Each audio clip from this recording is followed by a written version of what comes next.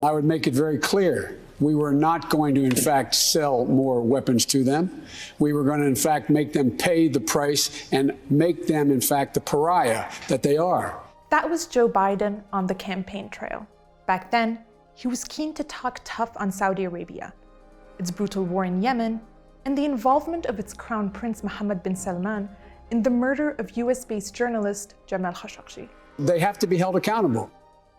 Now that Biden's in charge in the White House, his administration has taken a different tone. We're going to recalibrate our relationship. They have critical self-defense needs, and we will continue to work with them on those. And even after the world saw a US intelligence report linking de facto leader Mohammed bin Salman to the 2018 murder, Biden took no direct action against the crown prince. Biden flinched. Sarah Leah Whitson is director of a rights organization founded by the late Jamal Khashoggi. They're disappointed that Biden hasn't introduced sanctions against MBS himself. I think he was advised that taking an action such as that against Mohammed bin Salman would be too risky. In this video, we're going to walk you through why taking harsher measures against the Saudis is much more difficult than making a campaign promise, and why some believe it would be worth taking the risk. I look forward to building on what we've accomplished. To assist the Saudi Arabian government in the defense of its homeland. We deeply appreciate the cooperation of the Saudi government. The Crown Prince is interested in peace in the region. If they don't buy it from us, they're going to buy it from Russia or they're going to buy it from China. Saudi Arabia and the United States appear to have little in common. One is a democracy, the other an autocratic monarchy. One has individual rights enshrined in its constitution. The other just recently allowed women to drive. One is majority Christian, the other Muslim. Yet despite these fundamental differences, the countries are deeply connected. They're just practical interests that bring the US and Saudi Arabia together. Sanam Vakil is a senior research fellow at Chatham House in the Middle East and North Africa program. Her work focuses on regional security and Gulf geopolitics. The United States and Saudi Arabia are partners. Their partnership is transactional, based on shared threat perceptions and security dynamics and drivers in the Middle East. And they also have had shared interest to protect energy supplies, maritime, and shipping through the Persian Gulf as terror issues have become more of a global threat as well as a threat in the region of the Middle East. Both countries have coordinated to counter terrorism threats. There's one country that looms large in all these American and Saudi security concerns: Iran. The two share concerns and a view that Iran is a destabilizing regional actor. These concerns were sparked in 1979. An Islamic revolution overthrew the US-friendly monarch.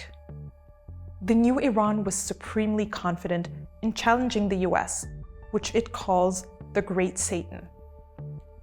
Adding insult to injury was the US embassy hostage crisis in Tehran, a humiliating blow to the superpower's image on the world stage.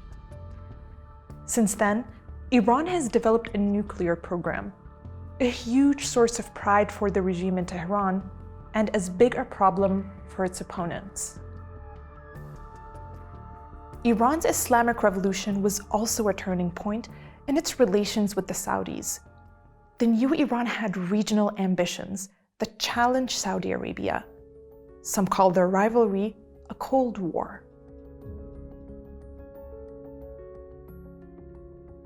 Much like the Cold War, each country has its own regional sphere of influence. Saudi Arabia's powerful friends include Egypt and the UAE.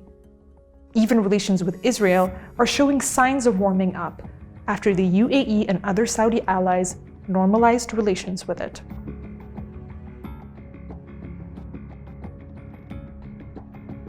Iran maintains a sphere of influence by supporting militant groups in places like Iraq, Syria, Lebanon, Gaza, and Yemen.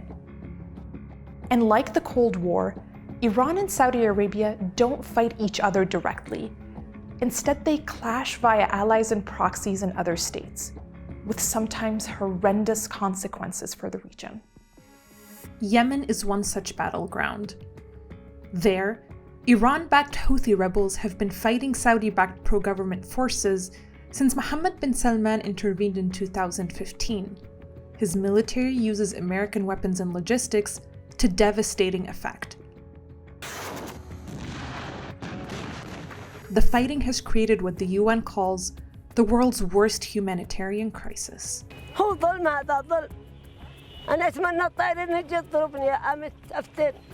So how does this rivalry between Iran and Saudi Arabia serve to tighten relations between Saudi Arabia and the US? It adds an element of the enemy of my enemy is my friend to the mix. There's been a synchronicity in America's and Saudi Arabia's laser-focused enmity towards Iran. Adding depth to their common desire to rein in Iranian influence, Saudi Arabia and the United States have a significant history. It was thanks to US companies in the 1940s and American consumers since then that Saudi Arabia was the world's largest oil exporter for more than half a century. The oil trade made the previously poor kingdom extremely wealthy, and it quickly became America's biggest weapons customer. Military cooperation between the two countries peaked during the first Gulf War. In 1991, a US-led coalition expelled Iraqi forces that had invaded Kuwait. More than 500,000 US troops flooded into the region, with many based in Saudi Arabia. Washington still maintains military bases in the kingdom. Saudi Arabia is right next to Iran, and useful in exerting pressure on the regime there. All of these things add up to make Saudi Arabia a very powerful, very valuable regional ally to the United States. But they also make punishing MBS over the murder of a journalist a very costly prospect. The challenge for Biden is that taking on Saudi Arabia is not a bilateral operation. It would mean taking on the Quad of Egypt, Israel, Saudi Arabia, and the UAE, who now act in a great deal in concert for their joint interests. It's important to think quite pragmatically about the Saudi-US relationship.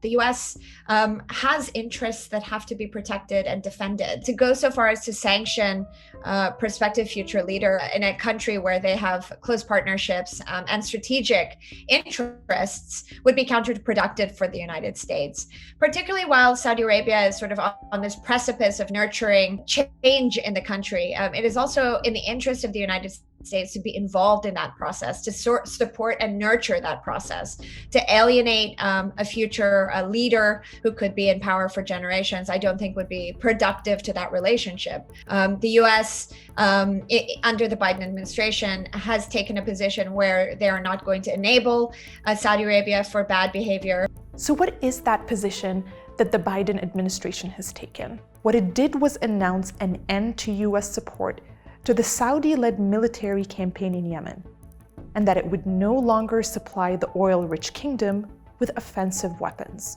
It's a bit of a semantic twist to label certain weapons as offensive and defensive. We have to keep in mind that Saudi Arabia's justification for going to war, and every bit of the weapons it's claimed were for the purposes of a preemptive defense to preempt Iran from gaining influence in Yemen. The US State Department has also announced what it calls the Khashoggi ban, a visa restriction policy against individuals considered to be participating in state-sponsored efforts to harass, detain, or harm dissidents and journalists around the world. 76 Saudis are already subject to that visa ban. We feel that we can have the most influence over this partnership when it is cast as a recalibration and not a rupture. Many critics want the Biden administration to ban all arms sales to Saudi Arabia and to punish MBS directly. Sarah Leah Whitson from the organization founded by the late Jamal Khashoggi says such steps would not wreck US-Saudi relations, and she suggests it might even do some good inside Saudi Arabia. Mohammed bin Salman has upended what used to be a consensual method of decision making, not one maybe that meets our standards of democracy or representation, but one that at least relied on the consensus of the royal family, the thousands of royal family members, the business community, and the religious establishment. What Mohammed bin Salman has done is to destroy those pillars, outright jail the leading members of those communities, to centralize power in his hands. That's never been done before. By sanctioning Mohammed bin Salman, it would create space for the Saudi government to act as a government and less like an absolutely controlled one-man show. Our relationships with governments are not immutable laws of nature. A government's relationship with another government should be dictated by its interests, but must also be responsible in not harming others and not contributing to human rights abuses. Some are not waiting for the president to act directly. Amid widespread anger that the Biden administration has not been harsh enough on the Crown Prince, some US lawmakers are trying to take steps to punish MBS themselves. Human rights organizations like Reporters Without Borders and Dawn are also suing the Crown Prince personally in multiple jurisdictions. It's also very important to note that this is not over. When Mohammed bin Salman gets away with a murder of this sort, that's a green light to the many Mohammed bin Salmans around the world who want to do exactly what he did and got away with it.